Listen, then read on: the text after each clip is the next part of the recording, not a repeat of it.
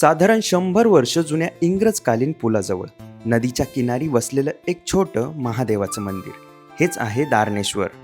नमस्कार, मी आकाश आणि श्रावण विशेष नाशिकची शिव मंदिरे या सिरीजमध्ये आपण आलो आहोत पळसे गावाजवळ असलेल्या निसर्गरम्य दारणेश्वर महादेव मंदिरात.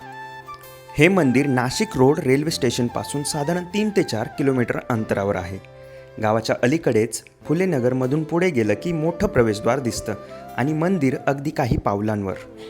दारणेश्वर मंदिर लहान आहे, पण त्याजवळची महादेवाची आकर्षक मूर्ती आणि मंदिराचा साधेपणा भक्तीची अनुभूती देतो. या मंदिराजवळची महादेवाची सुंदर व तेजस्वी मूर्ती या ठिकाणाचं मुख्य आकर्षण मानलं जातं. मूर्तीसमोर उभे राहिल्यावर एक वेगळीच शांतता आणि आध्यात्मिक अनुभूती मिळते. मंदिराजवळच साधारण 100 वर्षापूर्वीचा इंग्रजकालीन काळ्या दगडांचा पूल आहे. बाजूला वाहणारी दारणा नदी आणि त्यावरून वाहणारा मंद वारा यामुळे वातावरण अगदी भारावून जातं. हे ठिकाण अत्यंत शांत, स्वच्छ आणि निसर्गरम्य आहे.